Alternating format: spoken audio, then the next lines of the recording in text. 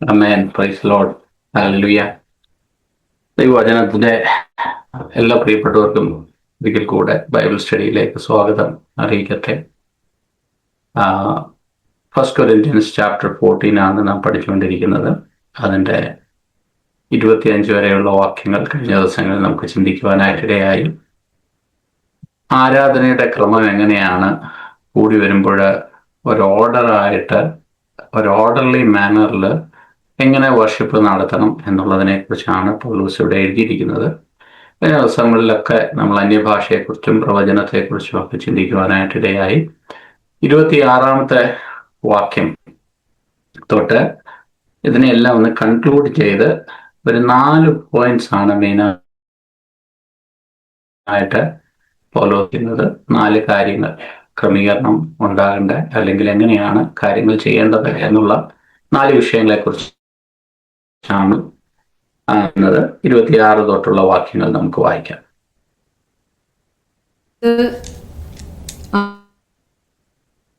ആകയാൽ എന്ത് സഹോദരമ്പോൾ ഓരോരുത്തരും സങ്കീർത്തനമുണ്ട്, ഉപദേശമുണ്ട്, വെളിപ്പാടുണ്ട്, അന്യഭാഷയുണ്ട്, വ്യാഖ്യാനമുണ്ട്, സകലവും ആത്മിക വർധനയ്ക്കായി. നിങ്ങൾ കൂടി വരുമ്പോൾ കാര്യങ്ങളൊക്കെ ഉണ്ട്. സങ്കീർത്തനമുണ്ട്, പാട്ടുണ്ട്, പഠിപ്പീരുണ്ട്, ടീച്ചിങ് ഉണ്ട്, അന്യഭാഷയുണ്ട്, അന്യഭാഷയുടെ റെവലേഷനുണ്ട്, ഇന്റർപ്രിട്ടേഷനുണ്ട്. ഈ കാര്യങ്ങളെല്ലാം ഉണ്ട്. ഇതെല്ലാം പ്രോഫസി ഉണ്ട്, ഇതെല്ലാം ഉണ്ട്. ഇതിൻ്റെ എല്ലാം മെയിനായിട്ടുള്ള അണ്ടർലൈൻ ചെയ്യേണ്ട ഒരു കാര്യം, all things be done for edification. ദൈവസഭയിൽ കടന്നു വരുന്ന വ്യക്തികൾ അവരനുഗ്രഹം പ്രാപിക്കുക എന്ന് മാത്രമല്ല, ദൈവസഭയിൽ വരുന്നവരെല്ലാവരും കോൺട്രിബ്യൂട്ട് ചെയ്യുന്നവരും കൂടെയാണ്. അവർക്ക് ദൈവം കൊടുത്തിട്ടുള്ള ആലോചനകൾ ദൈവസഭയ്ക്ക് കോൺട്രിബ്യൂട്ട് ചെയ്യുമ്പോൾ ഇതെല്ലാം ദൈവസഭയുടെ എഡിഫിക്കേഷനായിട്ട് തീരണം. അപ്പോൾ നമ്മുടെ ഒരു മെയിൻ, നമ്മൾ ഓരോ ദിവസം ആരാധനയ്ക്ക് പോകുമ്പോഴും ഓരോ ദിവസം കൂടി വരുമ്പോഴും ഈ കാര്യങ്ങളൊക്കെ ചെയ്യുന്നത്, നമ്മൾ പാടുമ്പോഴായാലും ആരാധിക്കുമ്പോഴൊക്കെ ആണെങ്കിലും നമ്മുടെ ജീവിതത്തിൽ മാത്രമല്ല മറ്റുള്ളവരുടെ ലൈഫിലും കൂടെ അതൊരു എഡിഫിക്കേഷനായിട്ട് മാറണം. 27-ാമത്തെ വാക്യം, ടങ്സിനെ കുറിച്ച് 27-ാമത്തെ വാക്യത്തിൽ നമ്മൾ കാണുന്നത്, അന്യഭാഷയിൽ സംസാരിക്കുന്നുവെങ്കിൽ 2 പേരോ ഏറിയാൽ 3 പേരോ ആകട്ടെ, അവർ ഓരോരുത്തരായി സംസാരിക്കുകയും ഒരുവൻ വ്യാഖ്യാനിക്കുകയും ചെയ്യട്ടെ. അപ്പൊ അന്യഭാഷയിൽ എന്തിനെ സംസാരിക്കണം? അപ്പൊ അന്യഭാഷ ഉണ്ടെന്നുള്ള കാര്യം, കൂടിവരവിൽ അന്യഭാഷ ഉണ്ട് എന്നുള്ള കാര്യം ഇത് വളരെ വ്യക്തമാണ്. അന്യഭാഷയിൽ സംസാരിക്കുന്നവർ എങ്ങനെ സംസാരിക്കണം എന്നുള്ളതിനെ കുറിച്ച് അവിടെ പറഞ്ഞിരിക്കുന്നു. അതും ക്രമമായിട്ട് ചെയ്യണമെന്നുള്ളതാണ് അപ്പോസ്തലനായ പൗലോസ് ഇവിടെ നമ്മളെ പഠിപ്പിക്കുന്നത്. അപ്പോൾ ഇതിനെല്ലാത്തിനും ഒരു ക്രമം വേണം. Let be 2 or at 3 each in turn, let 1 interpret. കാര്യം ഇതെല്ലാവരും ഓരോരുത്തരായിട്ട് അത് പറയുകയും ഓരോരുത്തരായിട്ട് അന്യഭാഷയിൽ സംസാരിക്കുകയും, എന്നാൽ അതിനൊരു ഇന്റർപ്രറ്ററും കൂടെ ഉണ്ടെങ്കിൽ അത് ദൈവസഭയ്ക്ക് അത് എഡിഫിക്കേഷനായിട്ട് മാറും. കഴിഞ്ഞ ദിവസങ്ങളിൽ അതിനെക്കുറിച്ചൊക്കെ നാം അല്പം ഡീറ്റെയിൽ ആയിട്ട് ചിന്തിച്ചതുകൊണ്ട് മുന്നോട്ട് പോകാം. 28-ാമത്തെ വാക്യത്തില് if there is no interpreter, let him keep silent in the church. Let him speak to himself and to God. അപ്പോഴും ഈ ദൈവസഭയോട് സംസാരിക്കുന്ന സമയത്ത് അവിടെ ഇന്റർപ്രറ്റർ വേണം. പക്ഷേ തന്നെത്താൻ അല്ലെങ്കിൽ താൻ ദൈവത്തോട് സംസാരിക്കുന്ന സമയത്ത് അവിടെ ഒരു ഇന്റർപ്രിട്ടേഷന്റെ ആവശ്യമില്ല. അല്ലെങ്കിൽ ഇതാ പറഞ്ഞ ഇന്റർപ്രറ്റർ ഇല്ലെങ്കിൽ let him keep silent in the church or let him speak to himself or to God. അപ്പൊ അന്യഭാഷയില് ദൈവസഭയില് വന്ന് സംസാരിക്കുന്നത് അത് വളരെ മനോഹരമായിട്ടുള്ള ഒരു കാര്യമാണ്. ഇപ്പൊ ഇന്റർപ്രിട്ടേഷനും കൂടെ ഉണ്ടെങ്കിൽ 2 ഗിഫ്റ്റാണ് അവിടെ ഓപ്പറേറ്റ് ചെയ്യപ്പെടുന്നത്.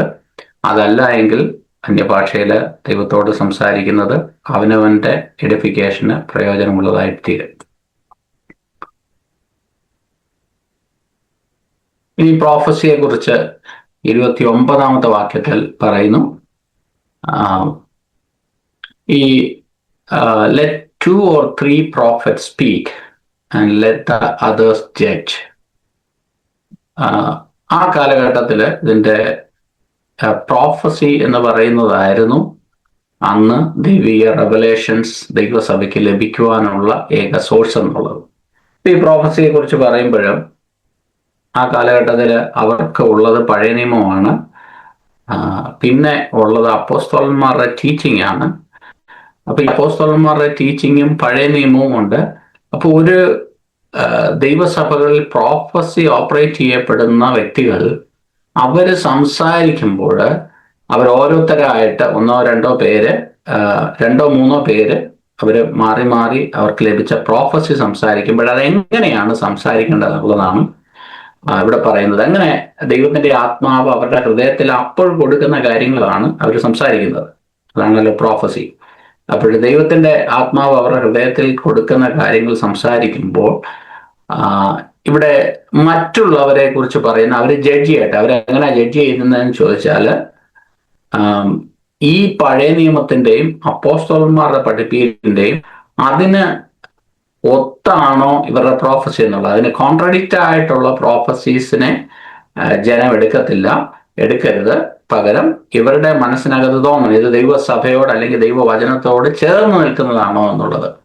അത് ഏറ്റവും അത്യാവശ്യമായിട്ടുള്ളൊരു കാര്യം, അന്നും ഇന്നും ഏറ്റവും അത്യാവശ്യമായിട്ടുള്ളൊരു കാര്യമാണ്.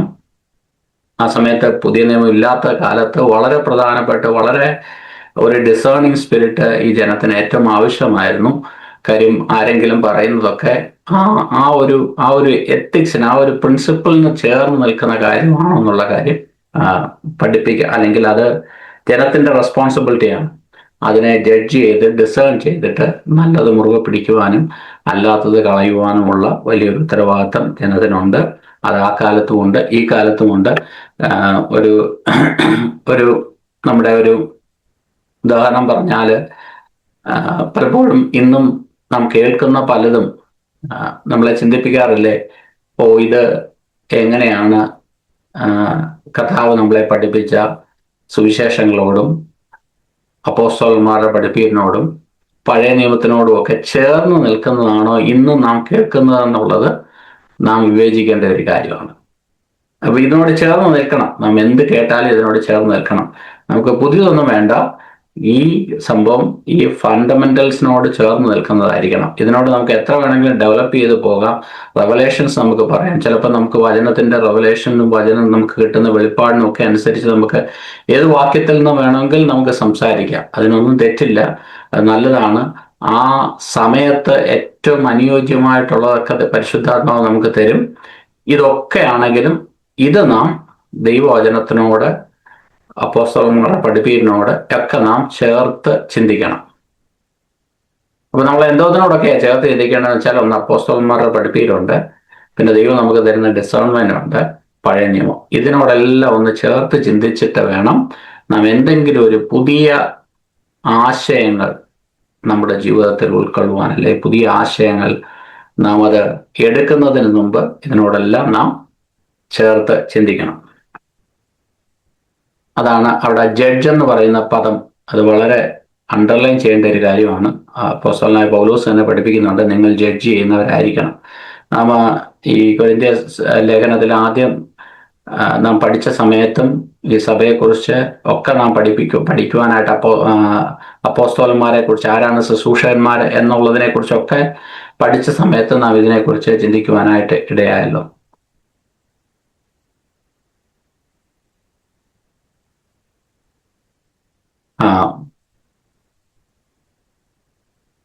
മുപ്പതാമത്തെ വാക്യത്തിൽ, if anything is revealed to another who sits by let him first keep silent എന്ന് പറഞ്ഞാൽ അതും ഒരു ഓർഡറായിട്ട് ചെയ്യണമെന്നുള്ളതാണ് ഇവിടെ പറയുന്നത്, ഇവിടെ കാണുന്നത്. നമുക്കൊരാൾക്ക് പെട്ടെന്നൊരാലോചന കിട്ടി, അപ്പൊ വേറൊരാൾ സംസാരിച്ചുകൊണ്ടിരിക്കുക, അന്നേരം അവിടെ ചാടി എണ്ണീറ്റ് അവിടെ ഒരു ഡിസോർഡർ ഉണ്ടാക്കരുത്. അദ്ദേഹത്തിന് വെയിറ്റ് ചെയ്യാം. അതാണ് പറഞ്ഞത്, പരിശുദ്ധാത്മാവ് ഒരിക്കലും ഡിസോർഡറിന്റെ പരിശുദ്ധാത്മാവല്ല, അതെല്ലാം ചന്തോചിതമായിട്ട് ചെയ്യുന്ന പരിശുദ്ധാത്മാവാണ്. ആത്മാവ് ലഭിച്ചു എന്ന് വിചാരിച്ചു, ആലോചന ലഭിച്ചു എന്ന് വിചാരിച്ചിട്ട് അന്നേരം അവിടെ ക്രമമായിട്ട് ചെയ്യുവാൻ, അതാണ് പൗലോസ് ഇവിടെ പഠിപ്പിക്കുന്നത്. If anything is revealed to another who sits by let him first keep silent. മറ്റൊരാൾ കംപ്ലീറ്റ് ചെയ്തതിന് ശേഷമേ ഇദ്ദേഹം പിന്നെ പ്രോഫസി ആയിട്ട് എണ്ണിക്കാൻ പാടുള്ളൂ. നമ്മുടെ ഇന്നത്തെ ഒരു പശ്ചാത്തലത്തിലല്ല, അന്നത്തെ ആ ഒരു പശ്ചാത്തലത്തിൽ നമുക്ക് ചിന്തിച്ചാലേ ഇതിന്റെ ഒരു ഫുൾ ഡെപ്തിൽ നമുക്ക് മനസ്സിലാക്കാനായിട്ട് കഴിയത്തുള്ളൂ.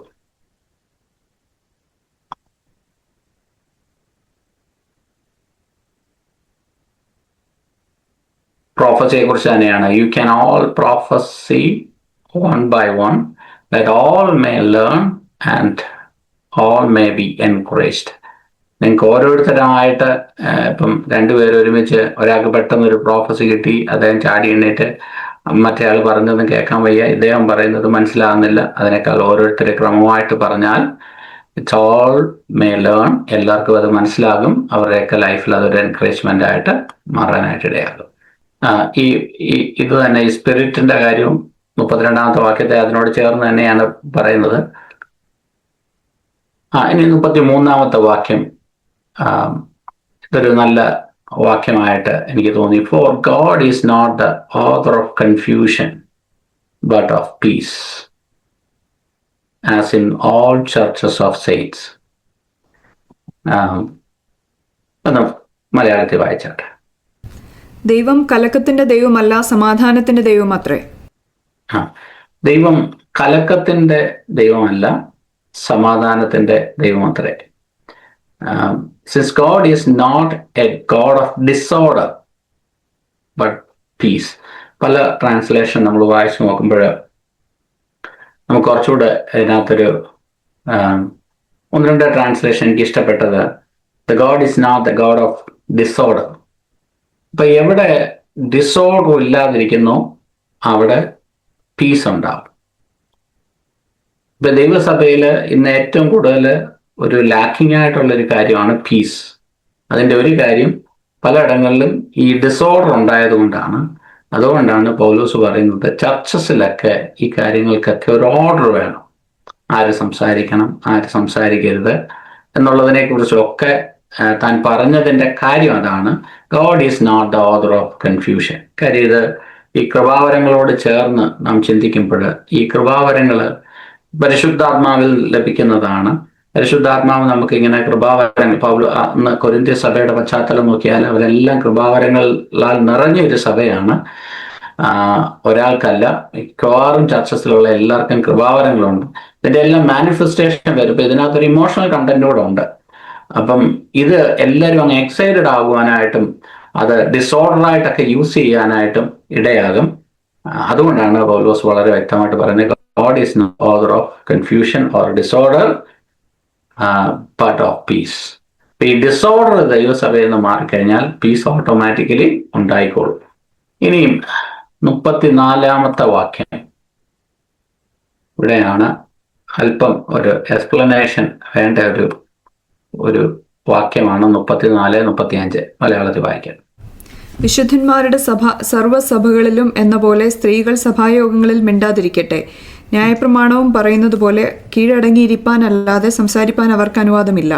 അവർ വല്ലതും പഠിപ്പാൻ ഇച്ഛിക്കുന്നുവെങ്കിൽ വീട്ടിൽ വെച്ച് ഭർത്താക്കന്മാരോട് ചോദിച്ചു കൊള്ളട്ടെ.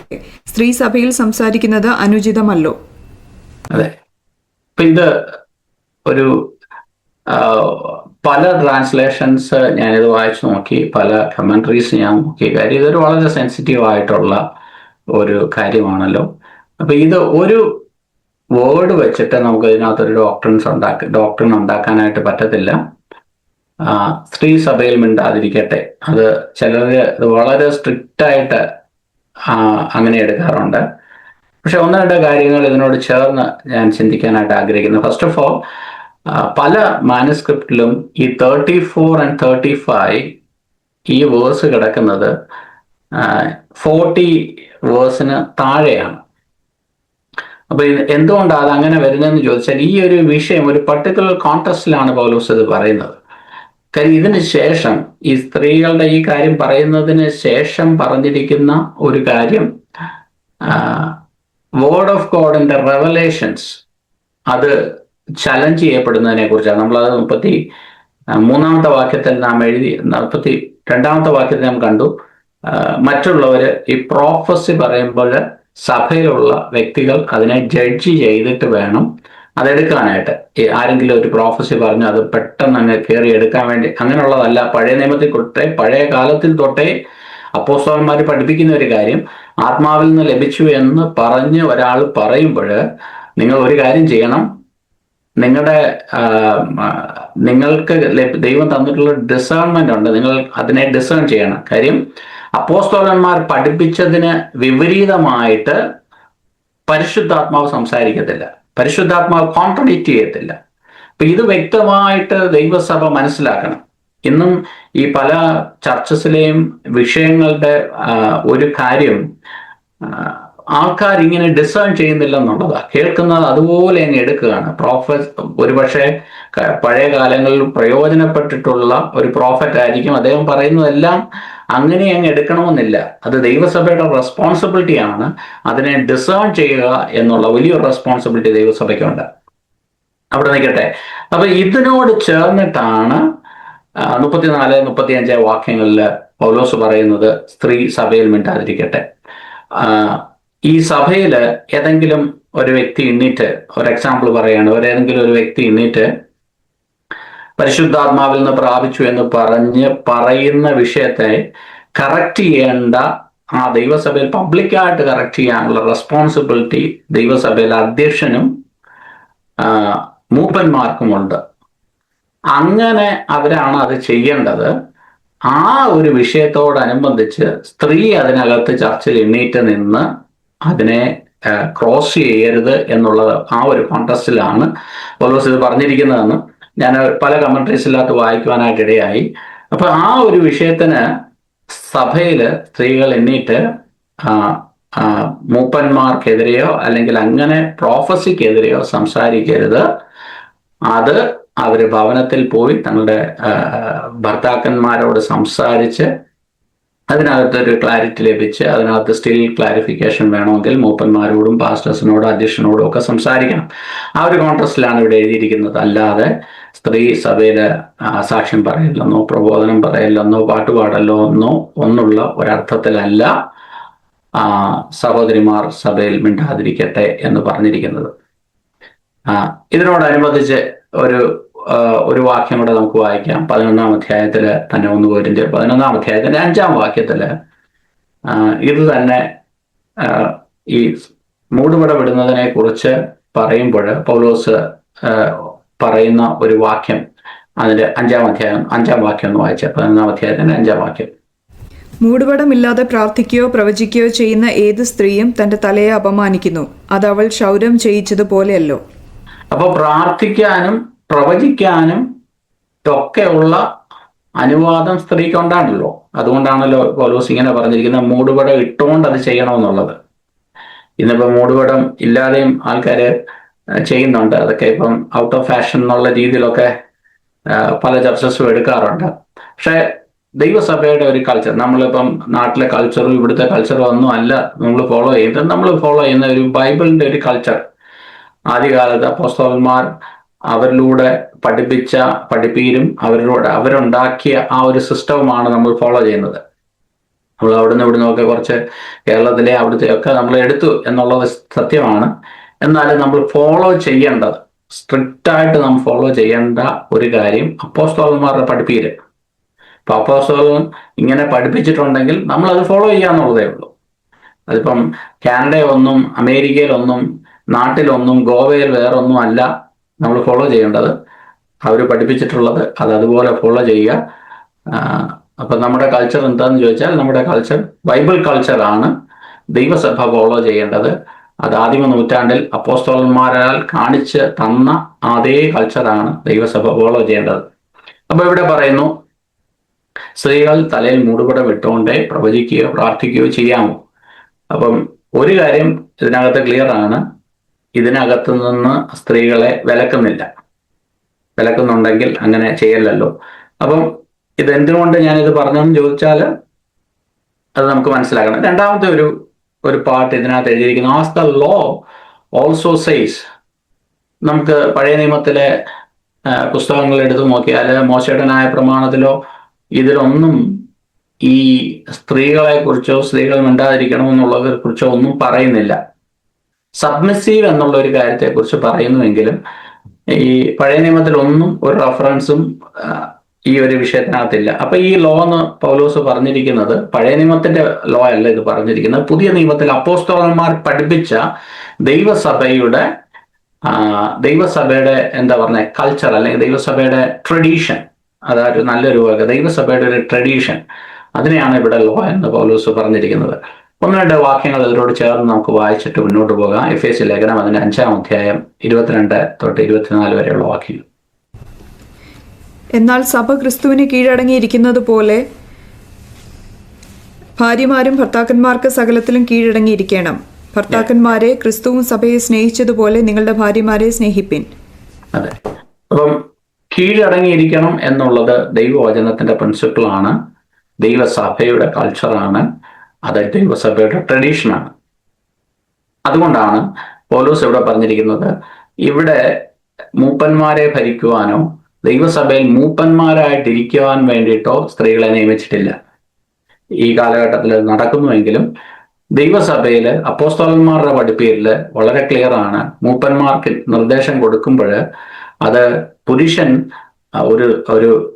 ഒരു ഭാര്യയുടെ ഭർത്താവും കുഞ്ഞുങ്ങളെ നന്നായി, കുടുംബത്തെ നന്നായി നോക്കാനും ഉള്ള കഴിവുള്ളവരെ, അതിനെക്കുറിച്ചാണ് മൂപ്പന്മാരെ കുറിച്ചുള്ള ഒരു ക്വാളിഫിക്കേഷനായിട്ട് പറഞ്ഞു വന്നത്. അപ്പൊ ആ ഒരു ഭാഗം സ്ത്രീക്ക് ദൈവസഭയിൽ അനുവദനീയമല്ല, അതങ്ങനെ പഠിപ്പിച്ചിട്ടില്ല. ഈ കാലഘട്ടത്തിൽ അതെല്ലാ സഭകളിലും ഇപ്പം പ്രത്യേകിച്ച് ഈ കാനഡ, US, യൂറോപ്യൻ ചർച്ചസിലൊക്കെ ഇപ്പം അത് നടക്കുന്നുണ്ട്.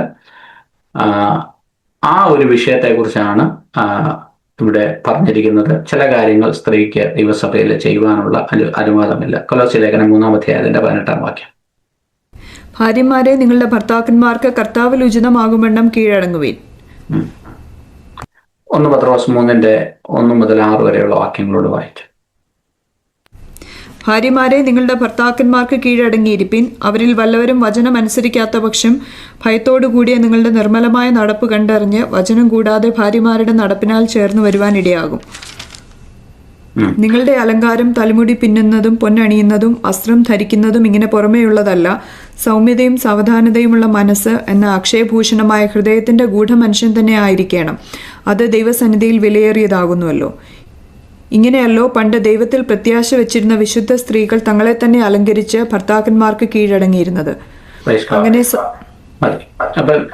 1 പത്രോസിന്റെ ലേഖനത്തില് നാം വായിക്കുന്ന, in the same way your wife must accept the authority of your husbands.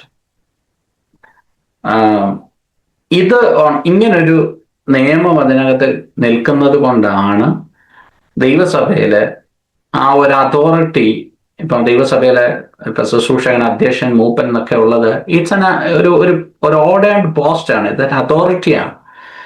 അപ്പൊ ഈ അതോറിറ്റിക്ക് മറ്റുള്ളവർ കീഴ്പ്പെടണം.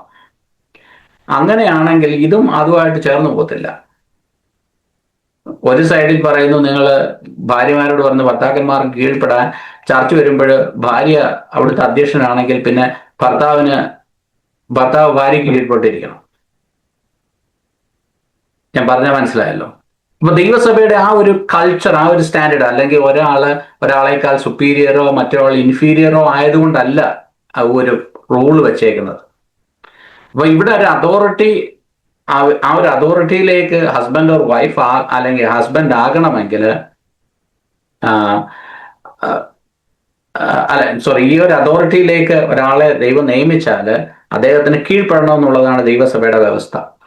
ഇപ്പൊ ഭവനത്തില് ഭാര്യമാര് ഭർത്താക്കന്മാർക്ക് കീഴ്പ്പെട്ടിരിക്കുന്നത് കൊണ്ട് ദൈവസഭയിൽ ഒരിക്കലും ആ ഒരു പൊസിഷനിലേക്ക് സ്ത്രീകളെ കൊണ്ടുവരുവാനായിട്ട് സാധ്യമല്ല.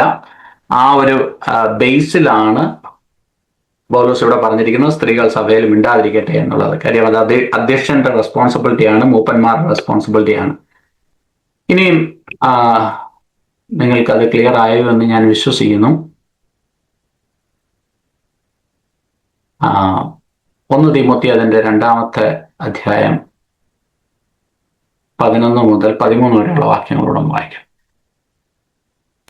സ്ത്രീ മൗനമായിരുന്ന പൂർണ്ണ അനുസരണത്തോടു കൂടെ പഠിക്കട്ടെ. മൗനമായിരിക്കാനല്ലാതെ ഉപദേശിപ്പാനോ പുരുഷന്റെ മേൽ അധികാരം നടത്തുവാനോ ഞാൻ സ്ത്രീയെ അനുവദിക്കുന്നില്ല. അതെ, അപ്പൊ ഇത് പറഞ്ഞിരിക്കുന്നത് പിന്നെയും 36 തൊട്ടുള്ള വാക്യങ്ങൾ നമുക്ക് വായിക്കുമ്പോൾ ദൈവസഭയില് ഈ ഡോക്ടറിനലായിട്ടുള്ള വിഷയങ്ങൾ, ദൈവസഭയില് ഇങ്ങനെ ചലഞ്ച് ചെയ്യപ്പെടേണ്ടതായിട്ടുള്ള കാര്യങ്ങൾ, ഇങ്ങനെയുള്ള കാര്യങ്ങളിലൊക്കെ മൂപ്പന്മാരെയും അധ്യക്ഷന്മാരെയും ഒക്കെയാണ് ദൈവം അധികാരപ്പെടുത്തിയിരിക്കുന്നത് ദൈവസഭയുടെ ക്രമീകരണത്തിന് വേണ്ടിയിട്ട്. ആ ഒരു വിഷയത്തിൽ സ്ത്രീകളെ സംബന്ധിച്ച് അവരെ കുറിച്ച് ദൈവം ആഗ്രഹിക്കുന്നത് അവർ ഭവനത്തിൽ ഇപ്പം എന്തെങ്കിലും ഒരു അവർക്ക് മനസ്സിനകത്ത്, ഞാനൊരു പ്രാക്ടിക്കലായിട്ടൊരു എക്സ്പീരിയൻസ് ഒരു എക്സാമ്പിൾ പറയാം. ഇതിനകത്ത് നിന്ന് അല്പം മാറിയാണെങ്കിലും സഹോദരിമാർ കൂടുതലും ഇമോഷണലായിട്ട് കുറേയും കൂടെ ചിന്തിക്കുന്ന ആൾക്കാരാണ്. അപ്പൊ ഈ ഒരു പെട്ടെന്നൊരു കാര്യം കേട്ടു, അതിനകത്ത് പെട്ടെന്നൊരു ഇമോഷണൽ പ്രതികരണം ദൈവസഭയിൽ ഉണ്ടായാൽ അത് ആ ദൈവസഭയെ മുഴുവനായിട്ട് അത് കംപ്ലീറ്റ്ലി അതൊരു ഡിസോർഡർ ആയിട്ട് മാറുവാനായിട്ട് ഇടയാകും. അപ്പൊ എന്തെങ്കിലും ഇങ്ങനെയുള്ള വിഷയങ്ങൾ ഉണ്ടെങ്കിൽ പറയുന്നു ഭവനത്തിൽ പോയി തൻ്റെ ഭർത്താവുമായിട്ട് സംസാരിക്കാം എന്ന് പറയുമ്പോൾ ഇതിനകത്ത് മറ്റൊരു ചലഞ്ച് ഇതിനകത്തുള്ളത്, ഈ ഭർത്താക്കന്മാർക്ക് ഭാര്യമാര് ഭർത്താക്കന്മാരോട് സംസാരിക്കുമ്പോൾ ഇവരെങ്ങനെയാ ഭാര്യമാരെ കറക്റ്റ് ചെയ്യുന്നത്? ഇവർക്ക് ഈ ദൈവവചനത്തിനകത്ത് പൂർണ്ണമായും പരിജ്ഞാനവും ദൈവകൃപയും ഇല്ലെങ്കിൽ എങ്ങനെയാണ് ഒരു ഹസ്ബൻഡിന് വൈഫിനെ കറക്റ്റ് ചെയ്യാനായിട്ട് പറ്റത്തുള്ളൂ? അപ്പോൾ അത് ഒരു വലിയ ഒരു പഠിക്കേണ്ട ഒരു കാര്യമാണ്. ഇങ്ങനെ എഴുതിയിരിക്കുന്നത്, let them ask their own husbands at home. അപ്പം ഒരു സ്പിരിച്വൽ ഭവനത്തിൻ്റെ സ്പിരിച്വൽ റെസ്പോൺസിബിലിറ്റി സഹോദരന്മാർക്കാണ്. അപ്പോൾ ഈ സഹോദരന്മാർക്ക് ഈ ദൈവവചനത്തിലും അപ്പോസ്തലന്മാരുടെ പഠിപ്പിക്കലിലും ഒക്കെ നല്ല ഉറപ്പ് വേണം. ഇന്നുള്ള ഒരു മോഡേൺ ജനറേഷൻ സഹോദരിമാർക്ക് വേണ്ടിയിട്ട് മാറ്റി വെച്ചേക്കുന്ന കാര്യമാണ്, സഹോദരിമാർ പ്രാർത്ഥിക്കട്ടെ, സഹോദരിമാർ വചനം പഠിക്കട്ടെ, സഹോദരിമാരെല്ലാം ചെയ്യട്ടെ. നമ്മൾ ആ ഒരു റെസ്പോൺസിബിലിറ്റി അങ്ങ് ഒഴിഞ്ഞു മാറി നിൽക്കുമ്പോൾ അതെല്ലാ പ്രശ്നങ്ങൾക്കും കാരണമായിട്ട് മാറും. ഞാനൊന്ന് ചലഞ്ച് ചെയ്യാം, സഹോദരന്മാരെ ഒന്ന് ചലഞ്ച് ചെയ്യാൻ വേണ്ടിയിട്ട് പറഞ്ഞതാണ്. അപ്പൊ നമ്മൾ വചനം പഠിക്കണം, നമ്മൾ ഈ സഹോദരിമാർക്ക് കൂടെ പറഞ്ഞു കൊടുക്കാനായിട്ട് വരണം. നമുക്ക് എത്ര അധ്യായങ്ങളുണ്ടെന്നോ അല്ലെ എത്ര പുസ്തകങ്ങളുണ്ടെന്ന് പോലും അറിഞ്ഞൂടാങ്കിൽ നമ്മുടെ കുടുംബം നേരെ പോകത്തില്ല. അപ്പൊ നമുക്ക് ഇതിനകത്ത് നല്ല ജ്ഞാനം വേണം. എന്താണ് അപ്പോസ്തലന്മാരുടെ പഠിപ്പിക്കൽ, പഴയ നിയമത്തിൽ എന്തോ പറയുന്നു, അല്ലെങ്കിൽ ഇപ്പോൾ ഒരു സഹോദരി ഒരു അഭിപ്രായം എൻ്റെ വീട്ടിൽ വന്ന് പറയുകയാണ്, ചർച്ച കഴിഞ്ഞിട്ട് പറയാണ്, ആ പാസ്റ്റർ പറഞ്ഞത് അത്ര അങ്ങോട്ട് ശരിയായില്ല, അല്ലെങ്കിൽ അത് തെറ്റാണ്. അപ്പൊ സഹോദരന് ഇതിനകത്ത് നല്ലൊരു വിവരം ഇല്ലെങ്കിൽ സഹോദരൻ പറയാം, നീ പറഞ്ഞത് ശരിയാണ്, അന്നേ നമുക്ക്. അപ്പൊ ഒരിച്ചിരി വിവരമൊക്കെ ഉണ്ടെങ്കിലേ ആ പ്രശ്നം അവിടെ തീരത്തോളൂ. അപ്പൊ നമ്മുടെ വിവരമില്ലായ്മ പല പ്രശ്നങ്ങൾക്കും കാരണമാകാനും സാധ്യതയുണ്ട് എന്നുള്ള കാര്യം കൂടെ ഞാൻ ഈ ഒരു വിഷയത്തെ ഓർമ്മിപ്പിക്കട്ടെ. ആ ഹസ്ബൻഡ് എന്നുള്ള വാക്ക് സഹോദരന്മാരെല്ലാം എന്ത് ചെയ്യണം, അടിവരയിടണം. എന്നിട്ട് പറയണം, ഇത് ഇങ്ങനെയുള്ള വിഷയങ്ങൾ സഹോദരിമാർ വീട്ടിൽ വന്ന് പറയുമ്പോൾ ഇത് കറക്റ്റ് ചെയ്യാനുള്ള വലിയ റെസ്പോൺസിബിലിറ്റി ദൈവം നമ്മുടെ മേലാണ് വെച്ചിരിക്കുന്നത്. ഇനി നമ്മളെ കൊണ്ട് പറ്റിയില്ലെങ്കിൽ അത് മറ്റൊരാളോട് പറയാതെ പാസ്റ്ററിനോടോ മൂപ്പന്മാരോടോ ചോദിച്ച് അതിനകത്തൊരു ക്ലാരിറ്റി വരുത്തണം എന്നുള്ള കാര്യവും ദൈവസഭയുടെ വലിയ ഓർഡറിന് അത് വളരെ പ്രയോജനപ്പെടണം. ഇതിൻ്റെ ഒരു പ്രാക്ടിക്കൽ സൈഡ് ഞാൻ പറഞ്ഞതേ ഉള്ളൂ. ഞാനും ആ ഭാഗം പഠിച്ചപ്പോൾ അത് എത്രത്തോളം സീരിയസ് ആണെന്നുള്ള കാര്യം മനസ്സിലായി. അത് ഞാൻ നിങ്ങളോട് ഷെയർ ചെയ്തതേ ഉള്ളൂ. ഇനി നമുക്ക് 36-ാമത്തെ വാക്യത്തിലേക്ക് വരാം. ദൈവവചനം നിങ്ങളുടെ ഇടയിൽ നിന്നോ പുറപ്പെട്ടത് അല്ല, നിങ്ങൾക്ക് മാത്രമോ വന്നത്. ഇപ്പൊ ഇവിടെ ഞാൻ നേരത്തെ പറഞ്ഞതുപോലെ 3 കാര്യങ്ങളെ നമ്മൾ തൊട്ടു. 1 നിഭാഷ, 2 പ്രോഫസി, അതെങ്ങനെയായിരിക്കണം എന്നുള്ളതിനെ കുറിച്ച് നമ്മൾ സംസാരിക്കാനായിട്ടിടയായി. 3-ാമത്തെ കാര്യം അവിടെ സഹോദരിമാരുടെ വിഷയമാണ്. ദൈവസഭയിലെ ഓർഡർ എങ്ങനെയായിരിക്കണം, ആര് എന്ത് ചെയ്യണം എന്നുള്ളതിനെ കുറിച്ച് വളരെ ചുരുക്കമായിട്ടേ അവിടെ എഴുതിയിട്ടുള്ളെങ്കിലും അന്നത്തെ പശ്ചാത്തലം കൂടെ വിവരിച്ചു കഴിയുമ്പോൾ നമുക്ക് മനസ്സിലാകും എത്ര ഡീപ്പായിട്ടുള്ള ഒരു കാര്യമാണ് പൗലോസ് ഇവിടെ പറഞ്ഞിരിക്കുന്നത്. 4-ാമത്തെ കാര്യം വളരെ പ്രധാനപ്പെട്ട ഒരു കാര്യം ഇവിടെ പറയുന്നു, ന്യൂ റെവലേഷൻ. ഇതെല്ലാം ഈ പ്രോഫസി എന്ന് വരുന്ന സംഭവങ്ങളാണ്. ആരെങ്കിലും, ഞാൻ നേരത്തെ പറഞ്ഞതുപോലെ ഈ പ്രോഫസി പറയുമ്പോൾ, അന്ന് പുതിയ നിയമം ഇങ്ങനെ ലേഖനങ്ങളൊന്നും ഇല്ലാത്ത കാലത്ത് ഈ പ്രോഫസി പറയുമ്പോൾ അത് തെറ്റായിട്ട് ഇന്റർപ്രറ്റ് ചെയ്യുവാനല്ലേ, തെറ്റായ പ്രോഫസീസ് വരാനായിട്ടുള്ള സാധ്യതകളുണ്ട്. അന്നത്തെ സാഹചര്യത്തിൽ കൊരിന്ത്യ സഭ അങ്ങനെയുള്ള തെറ്റായ പല ഉപദേശങ്ങളുടെയും പുറകെ പോയി എന്നുള്ളത് കഴിഞ്ഞ അധ്യായങ്ങളിൽ നമ്മൾ ചിന്തിച്ചതാണ്. അതൊക്കെ നിങ്ങൾക്ക് ഓർമ്മയുണ്ടെന്ന് ഞാൻ വിശ്വസിക്കുന്നു. അപ്പൊ ഇത് എൻ്റെ ഒരു ക്വസ്റ്റ്യൻ ആയിട്ടാണ് പൗലോസ് ചോദിക്കുന്നത്.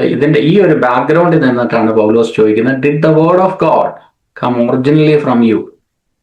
പൗലോസ് പറയുന്നത്, നിങ്ങൾക്ക് ഓരോരുത്തർക്കും സഭയ്ക്കും വേണ്ടിയിട്ടുള്ളതല്ല ഈ വേർഡ് ഓഫ് ഗോഡ്. അത് എന്നേക്കും സ്ഥിരമായിരിക്കുന്നതാണ്.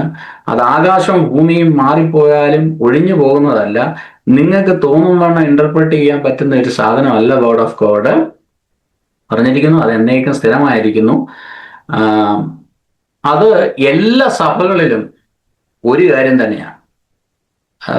കൊരിന്ത്യ സഭയ്ക്ക് ഒന്ന്, നോർത്ത് ഇന്ത്യൻ സഭയ്ക്ക് വേറൊന്ന്, അമേരിക്കൻ സഭയ്ക്ക് വേറൊന്ന് എന്നുള്ളതല്ല വേർഡ് ഓഫ് ഗോഡ്. അത് ഓരോ സ്ഥലത്തിനും സാഹചര്യത്തിനും അനുസരിച്ച് മാറുന്ന ഒന്നല്ല. അതാണ് പറയുന്നത്. അത് നിങ്ങളിൽ നിന്ന് ക്രിയേറ്റ് ചെയ്തതല്ല, നിങ്ങളിൽ എൻഡും ചെയ്യാൻ പോയിട്ട് പോകുന്നില്ല. എല്ലാ സഭകളിലും ഒരുപോലെയാണ്. എന്ന് പറഞ്ഞാൽ തെറ്റായ പഠിപ്പീരുകൾ ദൈവസഭയിൽ ഉണ്ടാകുന്നത് അത് വളരെ സീരിയസ് ആയിട്ട് ദൈവസഭയെ നശിപ്പിക്കുവാനായിട്ട് ഇടയാകും. ദൈവസഭയെ ആ സ്റ്റാൻഡേർഡിൽ നിന്ന് മാറ്റുവാനായിട്ട് ഇടയാകും. ചിലരൊക്കെ വളരെ ഇന്റൻഷനലി അതിനകത്ത് നിന്ന് മാറ്റണമെന്ന് ആഗ്രഹിച്ച് പഠിപ്പിക്കുന്നവരുണ്ട്. വ്യത്യസ്തരായിട്ട് നിൽക്കാൻ വേണ്ടിയിട്ട് ദൈവസഭയിൽ പറഞ്ഞിരിക്കുന്ന അപ്പോസ്തലന്മാര് ആ ഒരു വ്യവസ്ഥയിൽ തന്നെ നിന്നാൽ മതി, ആ ഒരു ട്രഡീഷനിൽ തന്നെ നമ്മൾ നിന്നാൽ മതി. അതാണ് പൗലോസ് ഇവിടെ ആഗ്രഹിക്കുന്നത്. 2 തീമോത്തി അതിന്റെ 2-ാം അധ്യായത്തിന്റെ 2-ാം വാക്യം ഒന്ന് വായിക്കാം.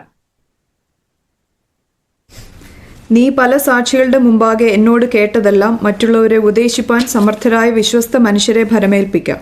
പൗലോസ് പറയുന്നത്, you heard from me, you have heard me എന്ന് പറഞ്ഞാൽ, ഞാൻ ഇന്ന് പ്രസംഗിക്കുന്നത് ഇവിടെ പ്രസംഗിക്കുന്നതല്ല, ഞാൻ നാളെ അവിടെ ചെന്ന് വേറെ ഒന്നും പ്രസംഗിക്കത്തില്ല. ഇവിടെ പ്രസംഗിച്ചത് തന്നെയാണ് അവിടെയും പ്രസംഗിക്കുന്നത്.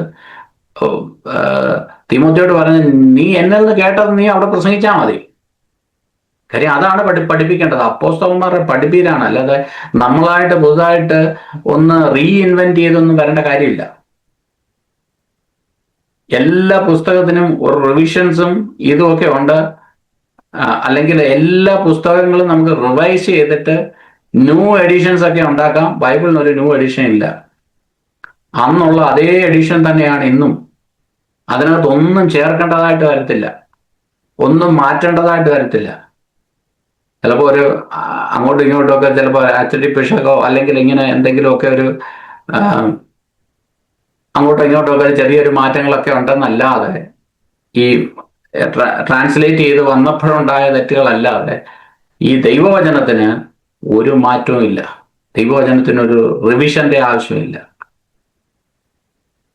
അതാണ് പൗലോസ് പറഞ്ഞത്, യു ഹേർഡ് മീ എന്ന് പറഞ്ഞാൽ പുതിയ ടീച്ചിങ് നമുക്ക് ആവശ്യമില്ല. 2 തീമോത്തി 1:13. എന്നോട് കേട്ട പഥ്യവചനം നീ ക്രിസ്തുയേശുവിലുള്ള വിശ്വാസത്തിലും സ്നേഹത്തിലും മാതൃകയാക്കിക്കൊള്ളുക. അവിടെ പറയുന്ന hold on to the same pattern of wholesome teaching. Hold on to the same pattern. എന്നോട് പഠിച്ച ആ പഥ്യോപദേശത്തില് അതിനകത്ത് തന്നെ നീ ഹോൾഡ് ഓൺ ചെയ്യുക. കൊരിന്ത്യ സഭയ്ക്ക് ഇച്ചിരി ബുദ്ധി കൂടിപ്പോയത് കൊണ്ട്, കുറച്ച് പൈസ കൂടിപ്പോയത് കൊണ്ട്, കുറച്ച് തത്വചിന്തകന്മാർ ആ ദൈവസഭയിൽ കൂടുതൽ ഉണ്ടായത് കൊണ്ട് അവർ മാറിപ്പോകാനുള്ള സാധ്യതയുണ്ട്, അല്ലെങ്കിൽ അവർ തെറ്റിപ്പോയി. അപ്പൊ അവിടെ പൗലോസ് പറയാണ്, അതിന്റെ ആവശ്യമില്ല. You hold on to the same pattern, follow the teaching. 1 Corinthians chapter 11 verse 2.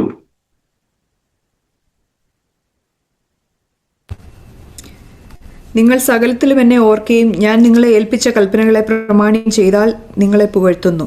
ചെയ്യുകയാൽ following the teaching. അവിടെ പിന്നെയും പറയുന്നു, പൗലോസ് പറയുന്ന അപ്പോസ്തലന്മാരുടെ ടീച്ചിങ്, അപ്പോസ്തലനായ പൗലോസ് പറയുന്നു ഫോളോയിങ് മൈ ടീച്ചിങ്. അതാണ് ദൈവസഭയെ കുറിച്ച് ദൈവം ആഗ്രഹിക്കുന്നത്.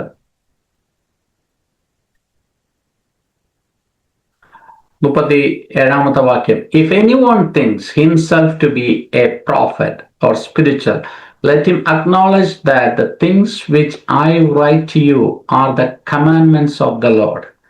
പൗലോസ് പറയുന്നത്, ഇത് എൻ്റെ അഭിപ്രായമല്ല ഞാൻ ഇവിടെ എഴുതിയിരിക്കുന്നത്, ഇത് നിങ്ങൾക്കൊരു കമാൻഡ്മെന്റ്സ് ആയിട്ട് തന്നിരിക്കുകയാണ്.